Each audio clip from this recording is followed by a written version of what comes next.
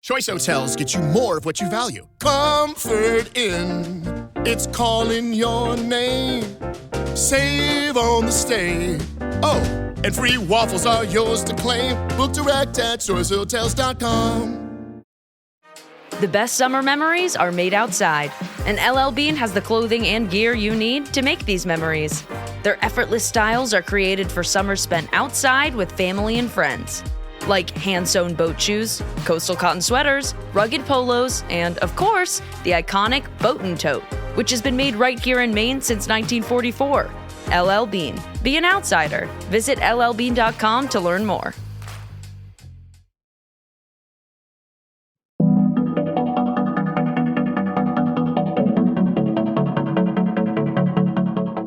Welcome to Supernatural Japan, the podcast where we look at the dark history and haunted places, as well as the mythical and not so mythical creatures that call the Japanese archipelago home. I'm your host, Kevin O'Shea, and in this summer special episode, I sat down with my friend, writer Phillip Jackson in downtown Osaka, Japan, to share some great stories of ghosts and urban legends. We explored the Yodoyabashi area and ventured to Yodoyabashi Bridge, while Phillip shared the haunted history and tales from the area. And then I shared some tales of the very haunted Tennoji Park in Osaka, as well as an urban legend based in the Umeda area of Osaka, Japan. So folks out there, get comfortable and get ready for some summer chills to cool you down.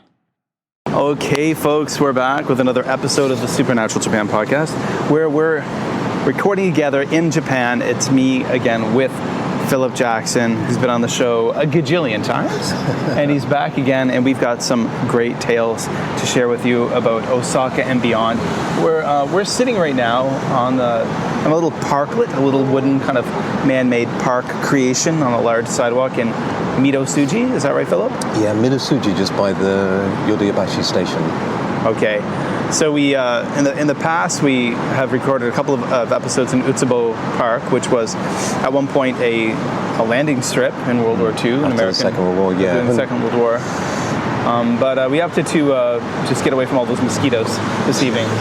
And you've got a story that's set in a location very close to here. Yeah, there's a couple of stories. We're very close to Yodoyabashi, which is Yodaya Bridge.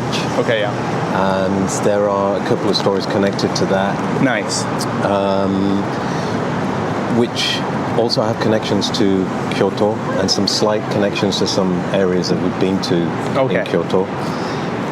Which was one of the reasons why I picked it out, because mainly my territory is Kyoto. Yeah. So, but you work here in Osaka. Yeah, during the day, and I come to this area Monday to Friday. Oh, okay. And but yeah, the name of the area is Yodoyabashi, Yodaya Bridge, and it goes back quite a few hundred years to a merchant whose family name was Yodaya. Okay. And that merchant family originated from a samurai family from Kyoto. Oh, okay. In Yawata area, which is where Iwashimizu Hachimangu is. We went there. We've gone there in the past. The suicide house area yes. of the shrine. So around the 16th century, one of the Yodaya family moved to Osaka. Oh, okay. His name was Yodaya Joan, and he came to Osaka and opened a construction company. And this is where the Kyoto connection comes in, because him and his company, his family, was also connected to the construction of Fushimi Castle, Momoyama Castle. Oh, okay. And that was the castle of Toyotomi Hideyoshi. And so he had his company in Osaka, and after Toyotomi Hideyoshi's death in the late 1500s, then there was a bit of a power vacuum for a while, and that's where the Tokugawa clan sort of came into their own, the Battle of Sekigahara. But Tokugawa Ieyasu, he became the shogun. But in his way was Toyotomi Hideyoshi's son, Hideyori. and he was based in Osaka. Toyotomi Hideyoshi's power base was Osaka, Kansai, Kyoto. And Yodoya, they decided to switch allegiance from the Toyotomis to the Tokugawas. Oh, okay. Yeah, whether they had some inside information of what was to come.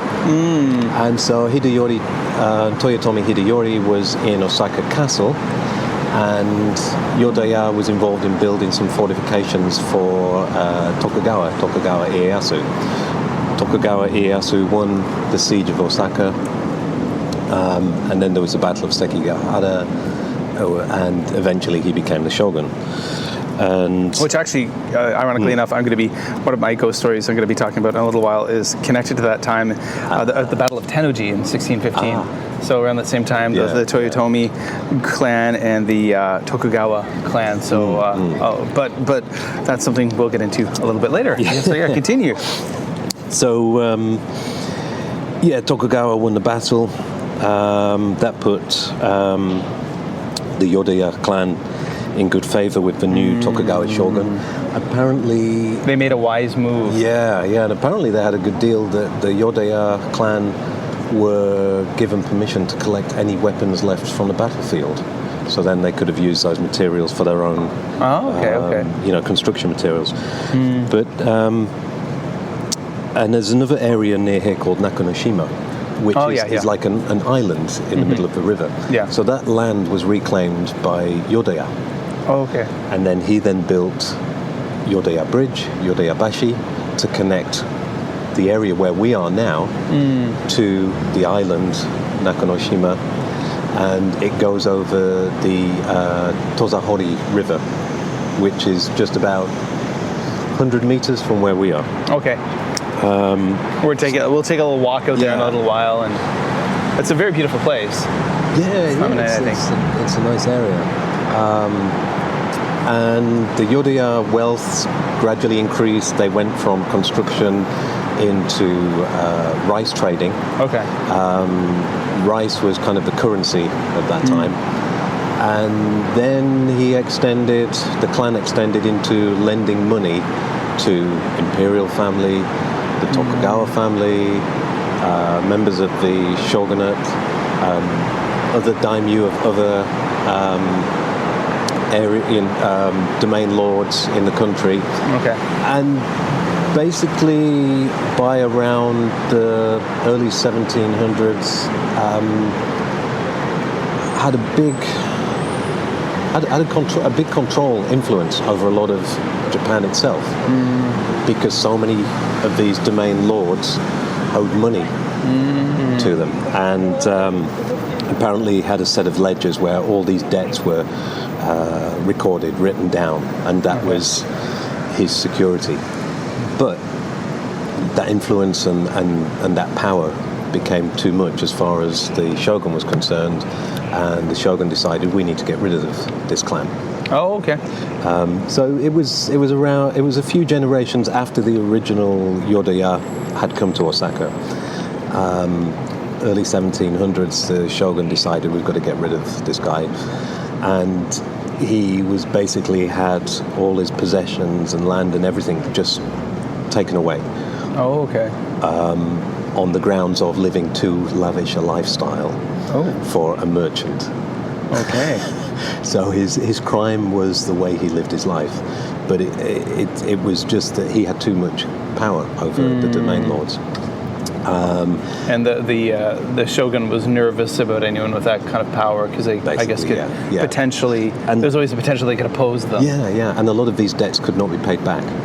So apparently Yodoya said, you can take my gold, my silver, my property, don't take my ledgers, but they took them. And he was banished back to Kyoto and went back to Yawata, the area where we'd been. And the Yodoya clan lived out their days in that area. But now we come to sort of the supernatural, the paranormal side of it. So just about 100 meters from where we are is Yodoya Bridge. Okay, yeah. And the Tozahori River. And it's said that in the nighttime there have been people who have been in situations of financial dire straits, and they've come across somebody on the bridge who is dressed in old-style clothes.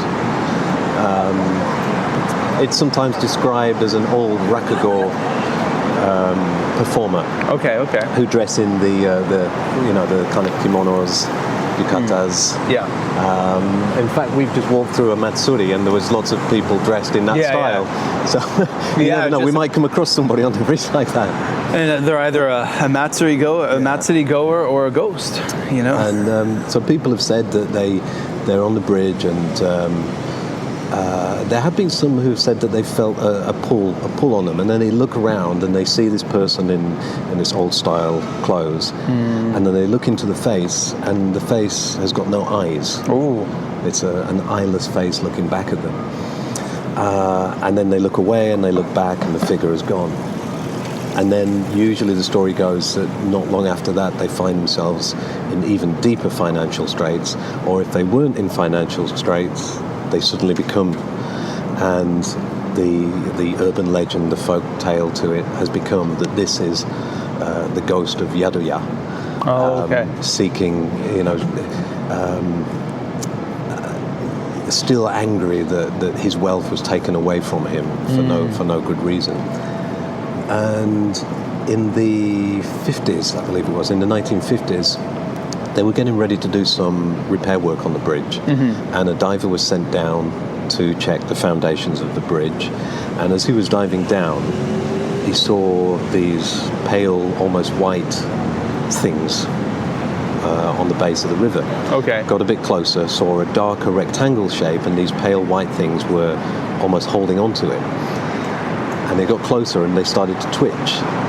And the diver described it as hands, fingers holding onto this dark rectangular area. Oh, okay. Quickly went back up to the surface, told his foreman. The story is that the foreman said, yeah, no problem, okay. As if it was a story that was known. And they went back the next day, diving down there, didn't see anything. And again, the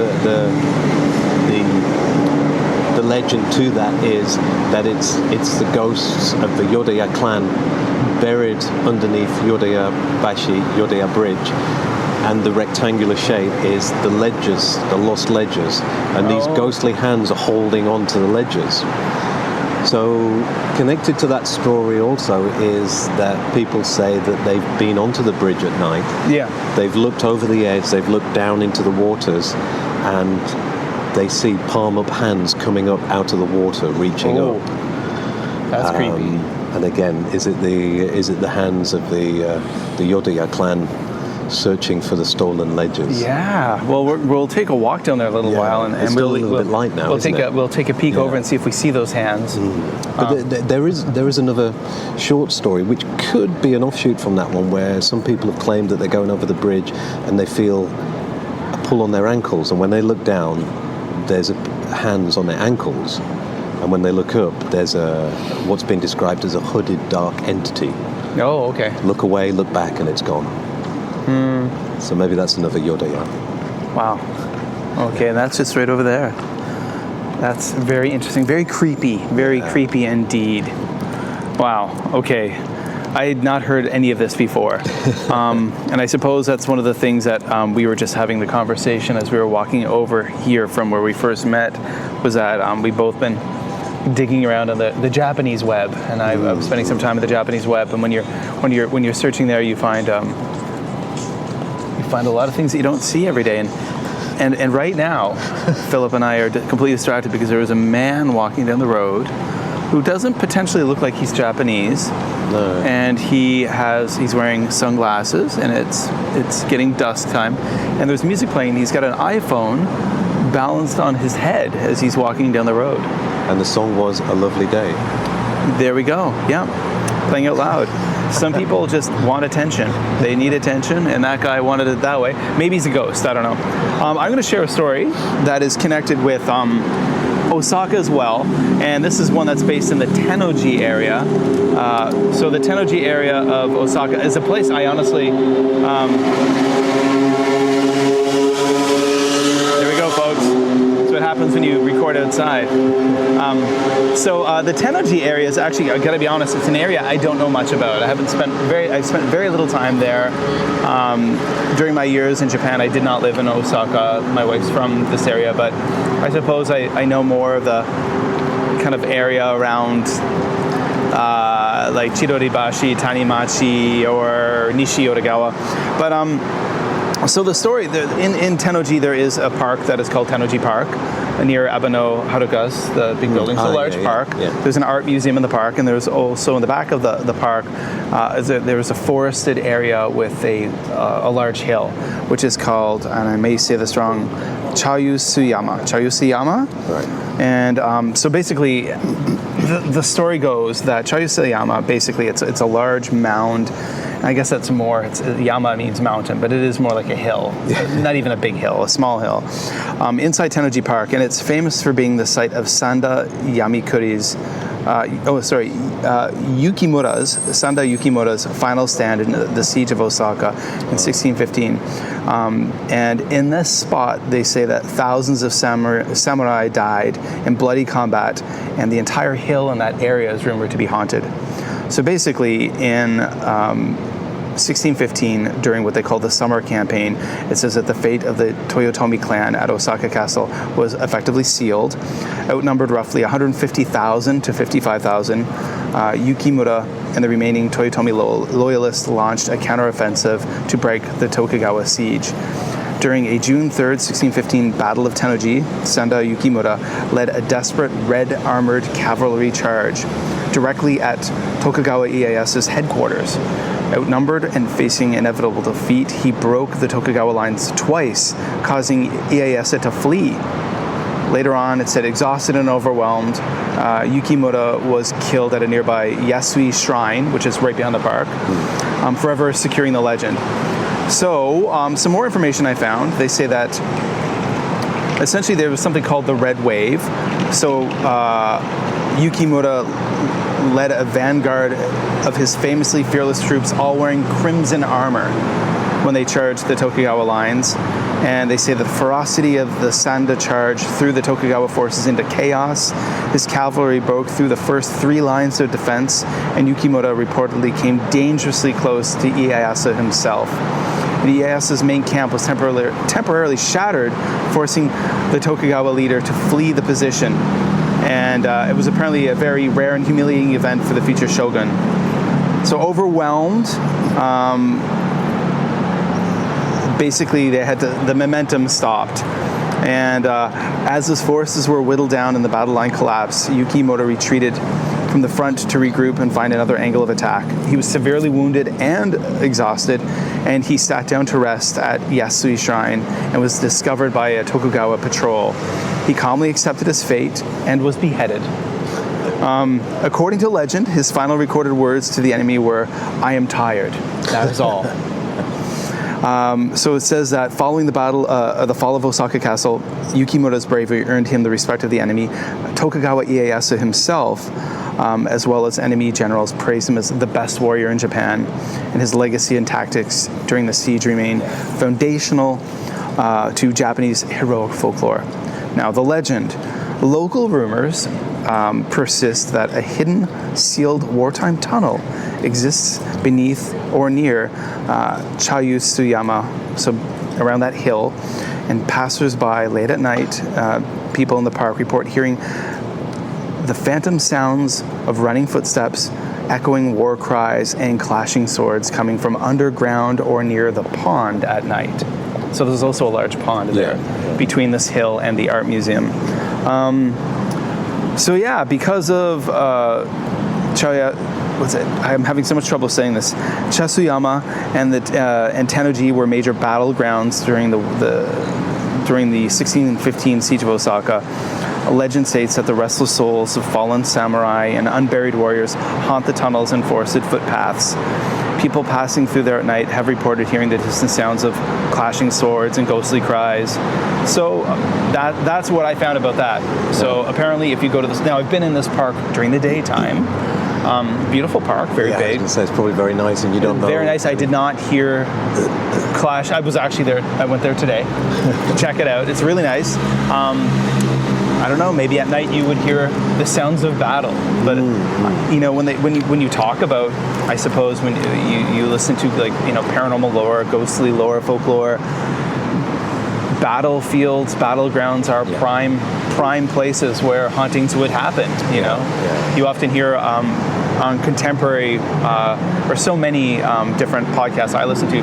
They often talk about where the Battle of Gettysburg was in the United States and how that battlefield is so haunted. And so I can imagine, again, if any place would be charged with paranormal activity, it would be something like that. Well, actually, where we went to the Meiji Emperor's tomb near Momoyama Castle, that was a battleground. Battle of Yamazaki, right? Or was it Yamazaki was when we went to Iwashimizu Hachimangu. Yeah, the siege of Momoyama Castle was basically delaying troops there, helped Tokugawa Ieyasu win the Battle of Sekigahara in 1600. And where the tomb of Emperor Meiji is now is the original location of one of the first Momoyama castles. Okay. So people have reported that at times, it's usually in the evening, they'll be there, they'll maybe go to pay their respects to Emperor Meiji, and suddenly things go deathly quiet. And then occasionally they'll hear some footsteps and turn around, but there's nobody there. And obviously that leads to tales of, well, a lot of people died here, a lot of samurai were cut down here.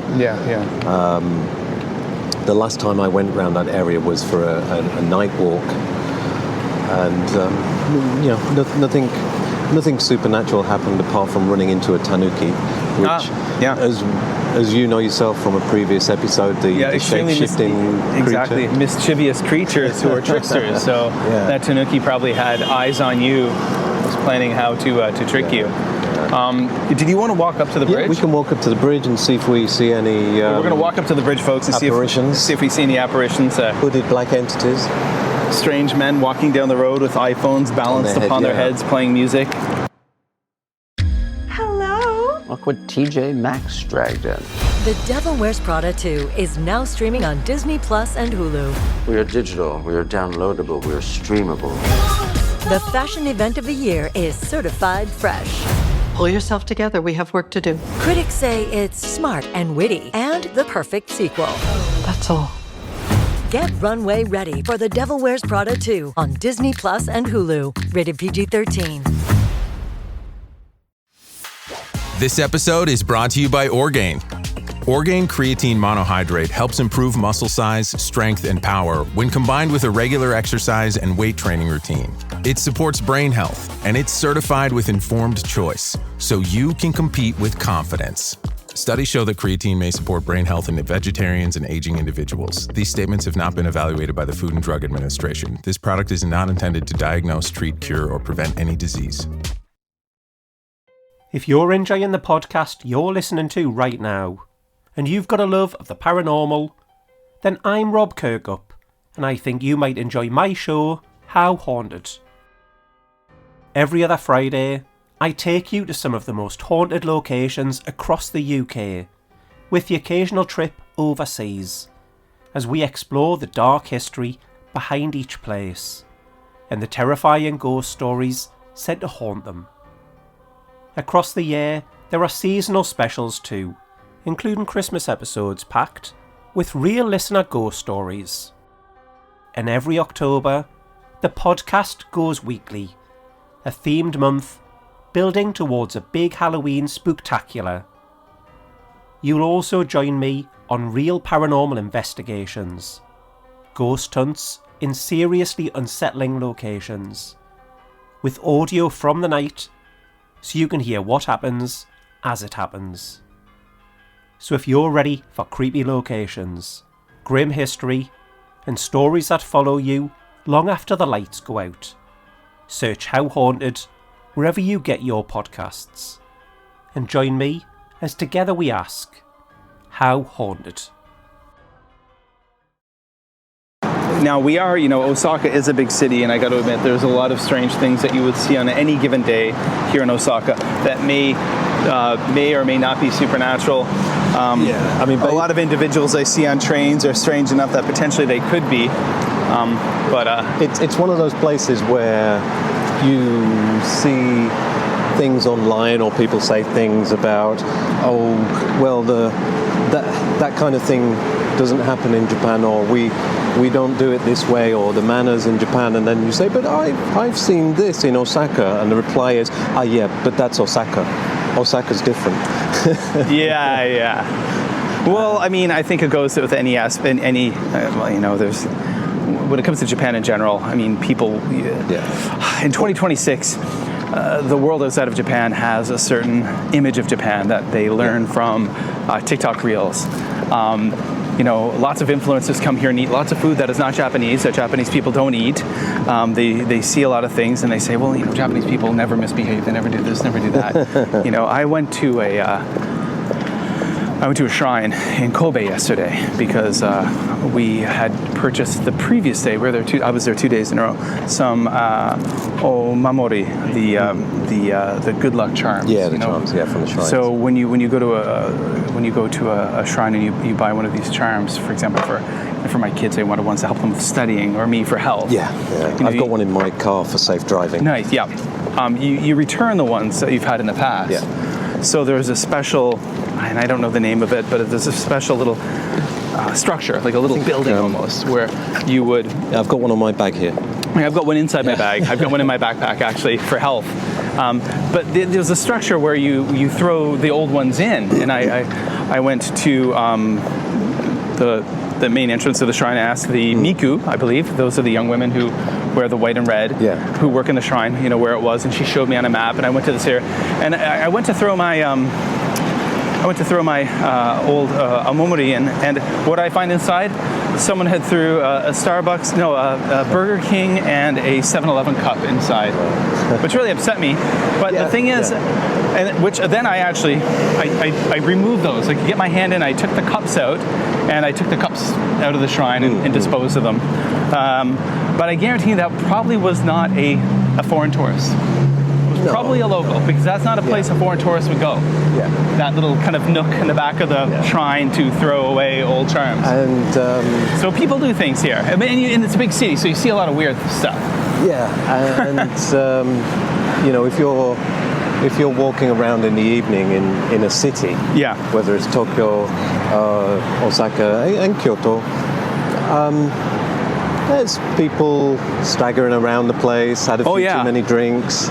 There's get a selfie here of us. Groups of youths. Yeah. You'll hear those shots, folks. Yeah, there's people just around doing what people do. And it's not uncommon to see young guys on motorcycles with no crash helmet just racing around because it looks cool. Yeah, absolutely. There is, although maybe not as much in other places, but in certain areas, like where I'm staying right now in Tsuruhashi, there's graffiti under the bridges, and there's graffiti in tunnels and places like that, You do see these things. Obviously, there is a lot of order as well. But we are right now heading to Nakanoshima, which... the river here is Tozahiro River. Okay. Osaka City Hall. And Yodoya Bridge, Yodoyabashi. That's the bridge right there. The signs on the traffic lights say Yodoyabashi, Midasuji, where it crosses.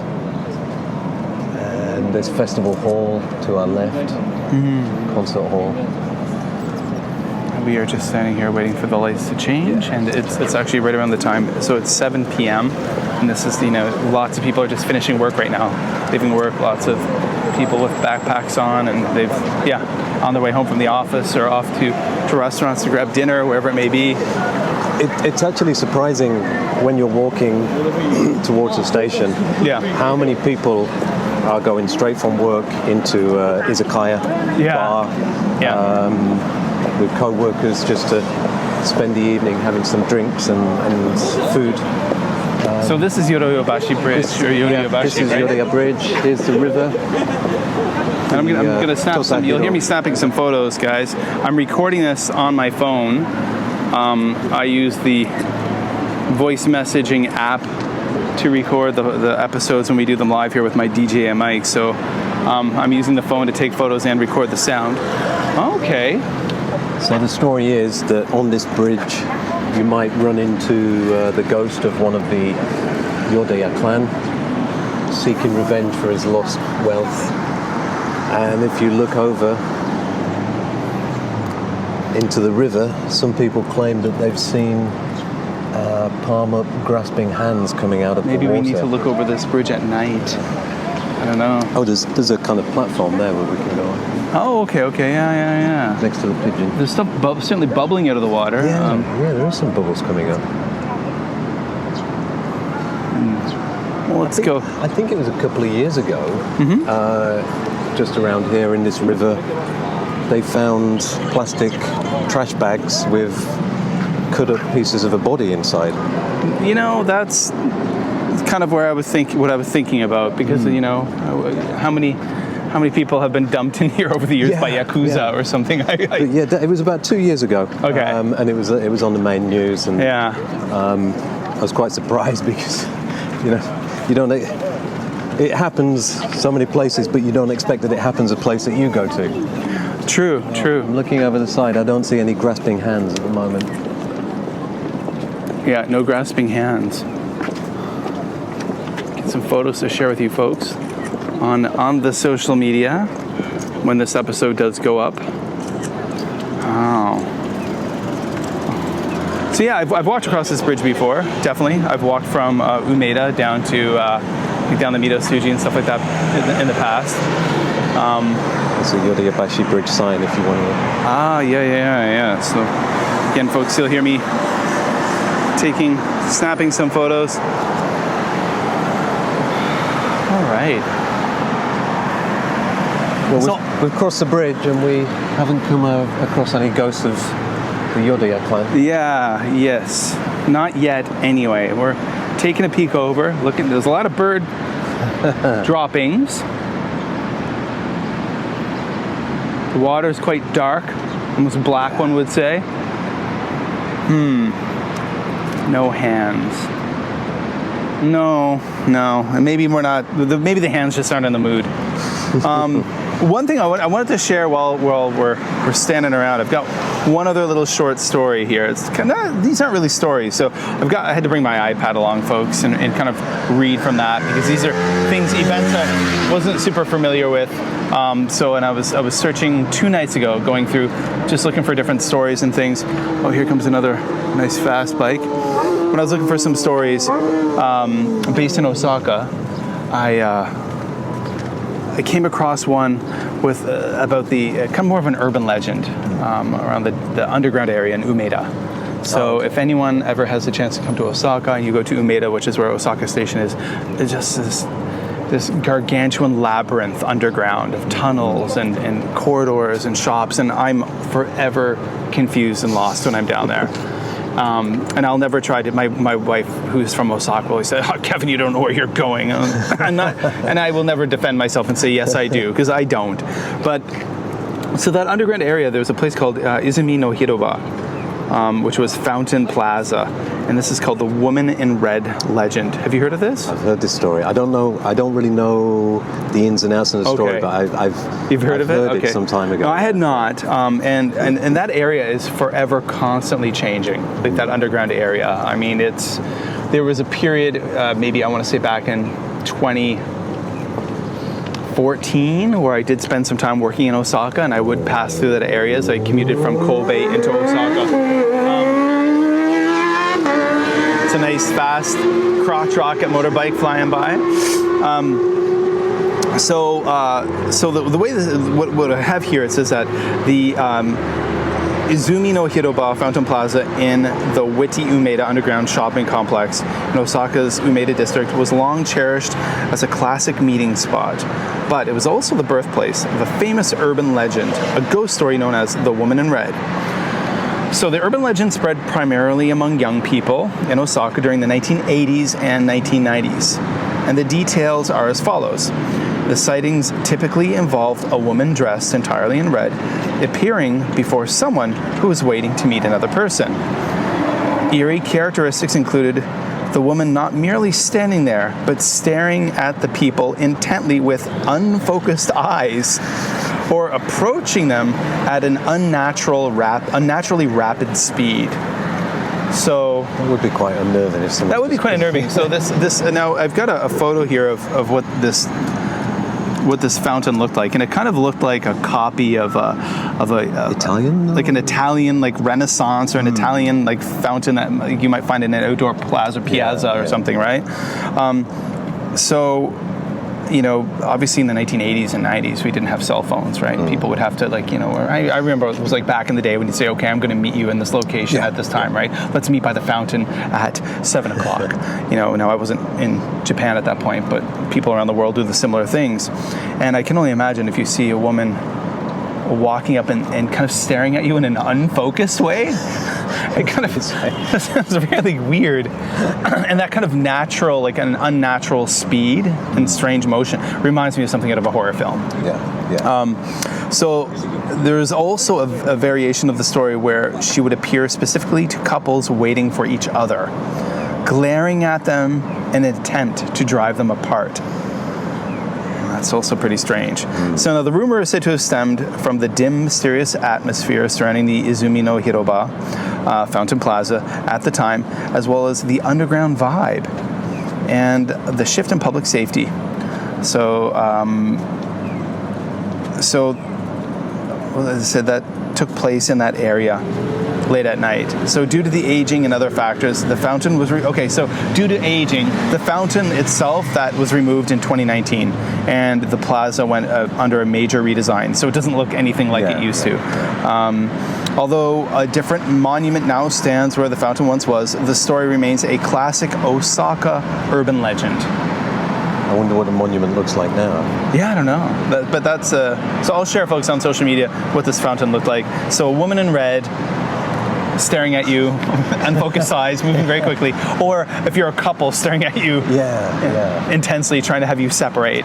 So there are quite a lot of stories in... I have not asked my wife about this yet. So my wife is from Osaka, and she knows that area, and she always talks about, like, in the 90s, going to university and stuff, and I need to ask her about this urban legend, and maybe I can add a little, if she knows of it, maybe I can add a little bit to this episode. Yeah, because there's a lot of stories in Japanese sort of urban legend tales which relate to there's a bridge in Kyoto, in Arashiyama, and the story is that if you walk over that bridge with your partner and you look behind you while you're crossing the bridge, your relationship will break down with that partner. And little things like that come up quite often in some Japanese tales. The Kanawa well. Yes, that's in your book, Paranormal Kyoto. It's like down that little kind of alleyway. Yeah, and if you go... You've got a picture in the book. If you go there with a bottle of water or drink, and you drink half and pour the other half down the well, it's said that's you making a wish. You want to end a relationship with somebody, and the demons of the well will make your wish come true. And it's interesting that there's so many places here in Japan that have connections with relationships, right? There's so many shrines. Like just in the last few weeks, I've been to Tenjin Ohatsu, the Ohatsu Tenjin. So that is also in Umeda, and that's the shrine said to be like a lover shrine. So they have the emma, the prayer boards that you can buy, and you write a prayer or a wish, and then you hang them up, and whatever it is, hopefully will come true. But they're heart shaped.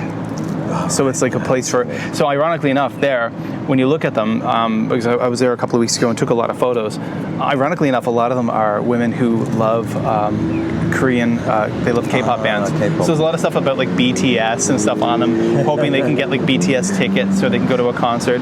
But I was also in Sanomiya and Kobe at Ikuta Shrine. I went there 2 days ago with my family. The place was empty. We went in, we prayed, bought the amamori. But yesterday I went back because my son had forgot to bring the old one. He was kind of upset about it. So I'm like, any excuse to go back to Kobe. And I actually went up into City Hall to the observation deck that's apparently haunted. I did an episode of the podcast on that. But I went to that shrine, and then yesterday there was this huge line of young women with parasols waiting right out the gate. I took photos of it. I was like, what is going on here? It was like 11 o'clock in the morning, so that's today's Thursday, so Wednesday morning. And there's all these young women waiting outside, and apparently it is that's again another one of these shrines where you pray for love and relationships. So I think it's like for whatever reason, maybe it was a special day of some kind, but and I saw lots of women buying these pink prayer plaques, special ones, and taking photos of them and hanging them up. So maybe it was a special day for them to hope to get a boyfriend. You mentioned about taking back the charm. Yeah. This one that I've got on my bag here, I think it's just a general good health one. It's been on my bag about 3 years. Okay. So I guess I've used up all the good luck from it. I should have taken it back 2 years ago and got a new one. Well, I've got my health one. I bought a new one yesterday, and 2 days ago. And I keep saying, well, I mean, I just had surgery earlier this year, but that was a hernia repair. And then surprise, I found out I have another one, so I have to have another surgery next year. But like I said to my wife, I'm not sick. These are injuries. they're like actually sports-related injuries. So, and I've always had to clearly explain that to people that I'm having a surgery. I'm not sick. Yeah. Like there's no disease. There's no illness. I literally just broke myself playing sports that I shouldn't have because I'm too old now. So there's a difference. So I need to find like the anti-hernia. I'm sure there's got to be one. There'll be one. I guarantee there's a shrine, because there's a new shrine in Kyoto that's I saw that just opened up that's dedicated to plushies. I don't know. Like stuffed toys. It just opened up like about 3 weeks ago. It was like on the news. There's one that has the Torii Gate gold plated. It's not far from the centre of Kyoto. I can't remember the name of it. And it was on TV a couple of years ago. So my wife said we need to go there because it's connected to money. Ah, okay. Wishing for money. And we started walking down the streets. And it was that time of the year, New Year, when everybody goes to the shrine. Oh, yeah. And something has just jumped up out the river. Oh, yeah, you're right. Yeah. Somehow fish can live in here. Fish, hand, ghost together. Well, it could have been a ghostly hand jumping out of the river. Maybe. It's kind of a neat place to be at night.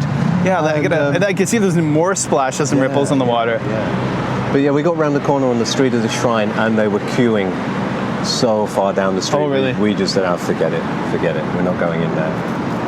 Wow. Well, it's starting to get a little bit darker. The clouds are coming in. A little bit darker. And things are coming up out of the water now. And you'll hear more. I'm taking lots of photos of me and Philip here, just so I can share on the socials.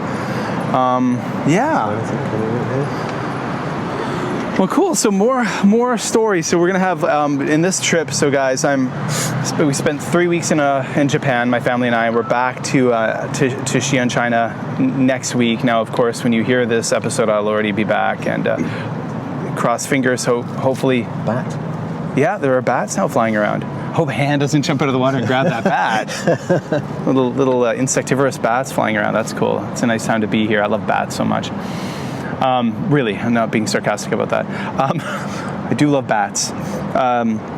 But yeah, so hopefully we'll be based here soon. That's what the whole family's hoping for. But we'll have lots of stories to share, and you guys will, I know, enjoy these. And also, Philip and I'm not sure what the order will be, but we also went on a trip to the rock ship of Masuda with my son Kai. He wanted to come along, and that was pretty cool. That'll be a short episode, but I also recorded some nice video, so I'll be putting some reels up on Instagram for that. And by the way, so Philip, speaking of Instagram, you've got a new Instagram, don't you? Yes.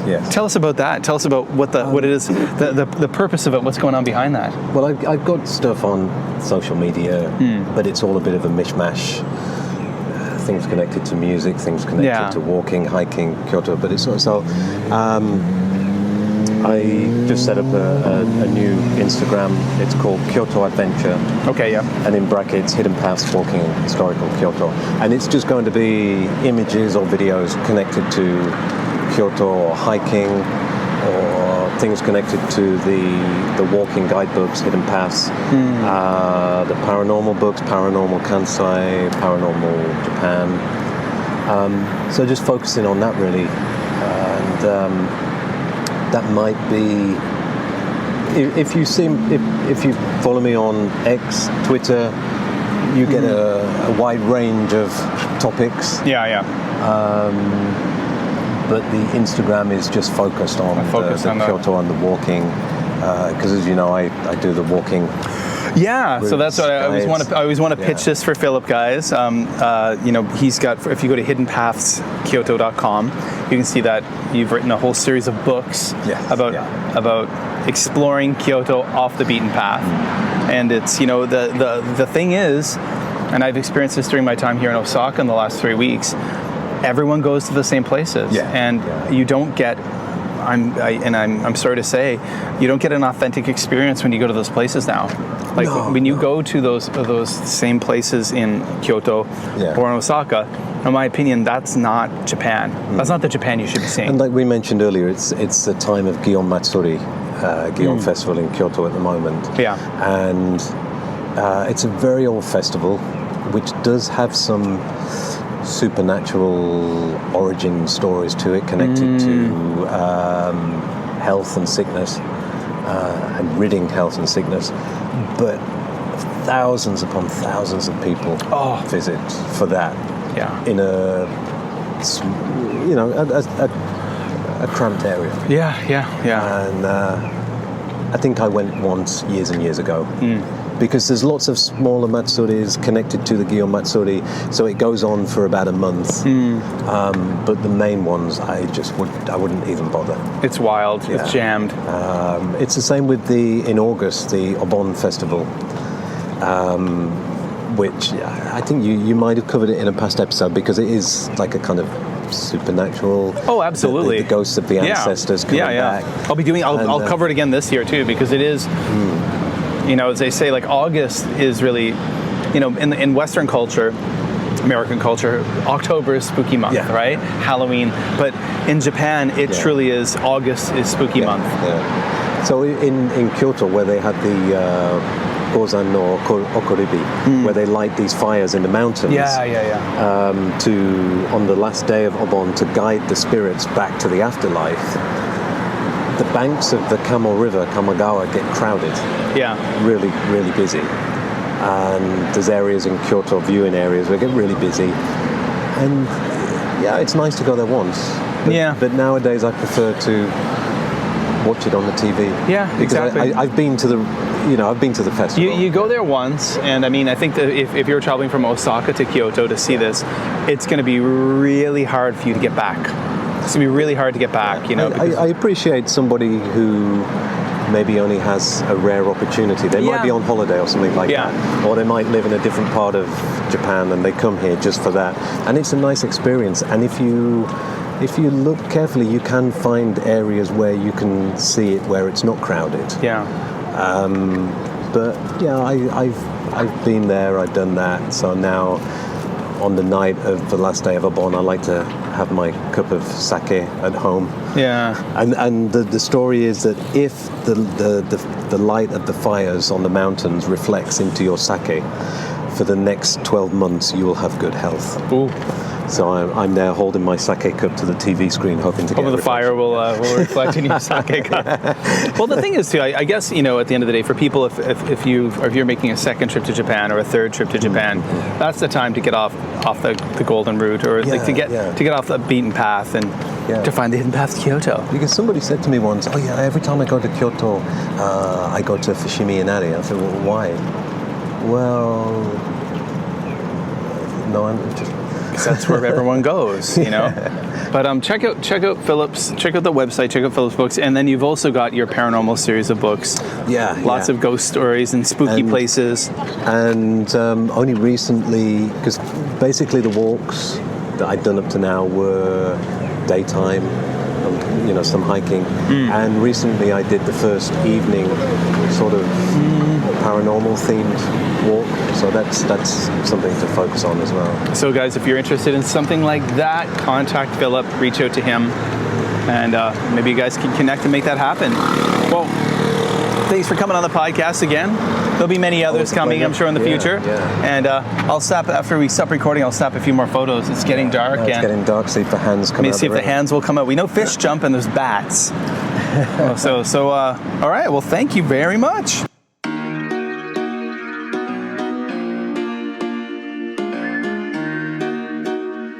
Well, thanks for listening to Supernatural Japan. If you want to help our podcast grow, please give us an amazing rating and leave a review or comment wherever you listen to us.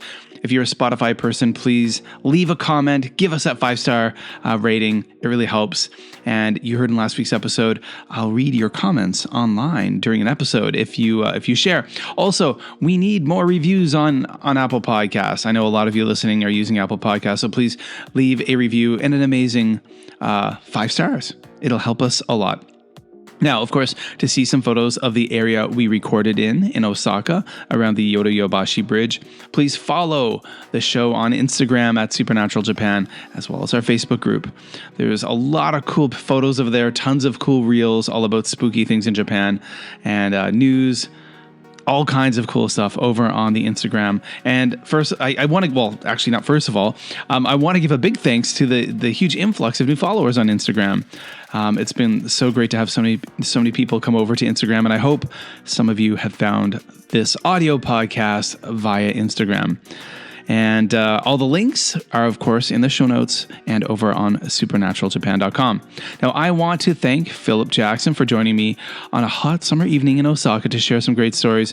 You can follow Phillip at hiddenpathskyoto.com and on Instagram at Kyoto Adventure. And also, I would like to announce that Phillip will become somewhat of a more regular fixture on the Supernatural Japan podcast. He'll be stopping by about once a month. And we are going to swap chilling stories, ghost tales. We're going to talk about paranormal news in Japan, movies, TV shows, all kinds of great stuff. We'll talk about different supernatural topics. Just have some great supernatural conversation all about Japan. So I think you guys are going to really look forward to that and really going to enjoy that. I know I'm looking forward to it. And in the past, a lot of folks have mentioned to me that they really enjoy it when Philip's on the show. So there's going to be more Phillip. So there we go. Isn't that awesome? Now, of course, everyone, I'm in the midst of collecting primary research through emails, interviews on Zoom, and more from people who have had strange, supernatural, and unexplainable experiences in Japan. If you're one of those people, please share your story with me. I'm a great listener. Maybe some people might think you're wacky or you don't want to share a story with those you know. I'm a safe person who you can definitely share with. Someone who's got a lot of empathy and a lot of understanding. And, I'm someone who does a lot of supernatural, historical, and paranormal research. So my ears are wide open. If you are interested in this project, and I've already started writing the book, guys, that's some exciting news too. This week, while I'm still on holiday, I started writing the first couple of chapters, and it's been a lot of fun so far. So, work is underway, but I need more tales from you guys. So if you have one, please reach out to me. You can DM me on any social media platform I use, like Instagram or X or Blue Sky or Facebook. Please reach out to me, or I have a contact form at supernaturaljapan.com, or you can email me at supernaturaljapan@gmail.com. I'm looking forward to hearing from you folks. Now, one of the last little bits of business I'd like to share is that, hey, all you awesome listeners, please come on over and help support the show by becoming a member. Now, memberships are available on Patreon, and there's a link in the show notes and over at supernaturaljapan.com and in the bio of my Instagram. If you become a member, there are loads of bonus content there for you that are only in the member zone. More podcasts, there's video blogs, blog posts, and all kinds of stuff like that. I even have stickers for new members and old members alike. So I got some stickers to send out to you folks.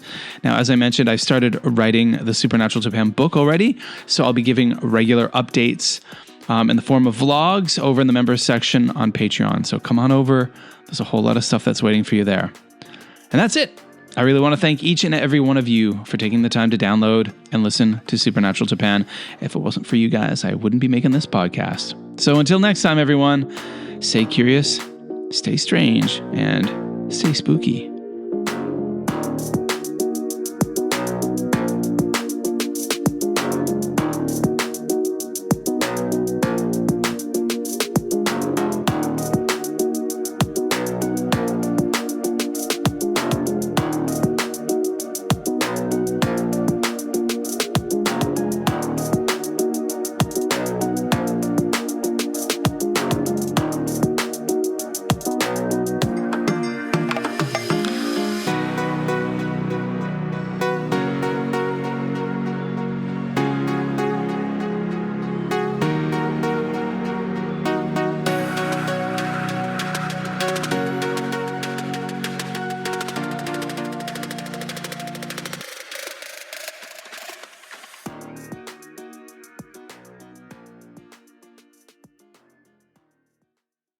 This summer on Ghost Bites, pull up a log for our new collaboration series, Campfire Stories. We're inviting our favorite podcaster friends around the fire to tell original, terrifying tales. Which is deeply unsettling, Mike, because I am an indoor dog. Nature is just a humid room where everything has too many legs and a personal vendetta against my ankles. For crying out loud. Just read the lineup, JT. Fine. We got horrors like the Stuffed Menagerie, Imposter in the Static, The Brick and the Bureaucrat, and The Barn, the Brothel, and Aunt Rosie's Couch, just to name a few. Who are we collaborating with? That's a good question. I'm so glad you asked. We're partnering up with Southern Gothic, our true crime podcast, Dark Poutine, October Pod, Jamie McDonald, a.k.a. Chatterless, 2 and Out CFL podcast, Barn Owl Brewery, Javier from the Pretend podcast, and CJ from Rainbow Crimes. You know, the best of the best. Join us for Ghost Bites, Campfire Stories, throughout this summer, wherever you get your podcasts, except for Spotify. One story. Yeah, and bring your bug spray and an exorcist. Looking for a hauntingly unique podcast this spooky season? Listen to I Talk to Ghosts for chilling ghost stories, genuine in-studio medium readings, and a virtual seance table where the spirits have an opportunity to speak directly to you. Find I Talk to Ghosts on all the fine podcast apps, including Apple Podcasts, Spotify, and YouTube. Happy haunting.